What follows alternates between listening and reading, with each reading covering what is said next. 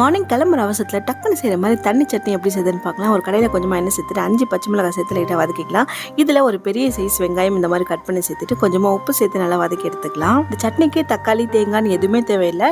இந்த அளவுக்கு வதங்கினதும் இது அப்படியே ஆற விட்டுட்டு ஒரு ஜாரில் மாற்றிக்கலாம். இப்போ இது கூட 4 டேபிள் ஸ்பூன் அளவு உடைச்ச கடலை சேர்த்துட்டு கொஞ்சமாக தண்ணி சேர்த்து மூடி போட்டு நல்லா நைஸாக அரைச்சி எடுத்துக்கலாம். ரொம்ப சிம்பிள் ஆனால் சூப்பர் டேஸ்ட்டாக இருக்கும். இப்போ ஒரு குட்டி பேனில் கொஞ்சமாக எண்ணெய் சேர்த்துட்டு கடுகு, வரமிளகாய், கருவேப்பிலை போட்டுக்கலாம். இது கூட நல்லா பொடியாக கட் பண்ண ஒரு 5 சின்ன வெங்காயம் சேர்த்துக்கலாம். அதே மாதிரி ஒரு 5 பல் பூண்டு இந்த மாதிரி நல்லா கட் பண்ணிட்டு சேர்த்து லைட்டாக வதக்கி எடுத்துக்கலாம். இது வந்து ரொம்ப முக்கியம். இந்த தாளிப்பு நல்லா டேஸ்ட்டாக இருக்கும். இப்போ ஒரு பவுலில் சட்னி சேர்த்துட்டு 1/2 கப் தண்ணி கொஞ்சமாக உப்பு சேர்த்துட்டு இப்போ நம்ம ரெடி பண்ணி வச்சுக்க தாளிப்பு இதில் கொட்டிட்டு நல்லா இட்லியில் ஊற வச்சு சாப்பிட்டுங்க. சூப்பர் டேஸ்ட்டாக இருக்கும்.